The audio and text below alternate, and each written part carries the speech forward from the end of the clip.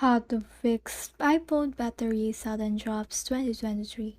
Hi guys, so in this video I'll teach you how to fix iPhone battery sudden drops 2023.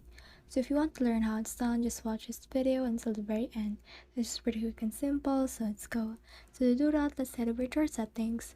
From there, just scroll down until you can see this battery right here. So click on battery, and in here you can see your battery health. So just click on battery health right here. As you can see, the maximum capacity for me is 92%. So as you can see, your battery's health is significantly degraded, so I should head over to the service and get it fixed since 92% is very low. So lower capacity may result in fewer hours of usage between charges. So this degraded because I have usually use this while charging and also have drained it down to 0.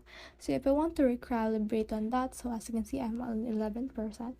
So if I want to recalibrate my battery, what I need to do is to just head over in here and try to fix this messages right here by heading over to the service provider. But if you don't have the money to go to a service provider, then what you need to do is to just restart your iPhone by trying to get it down to the 0%, drain it all the way down, then open it by using an authentic charger from iPhone, and then charge it overnight until it reaches 100%. Then reset your phone or start your phone again, and this should fix your battery percentage on the upper corner right here. So just do those steps that I told you and it should be good as new. So that's the whole process.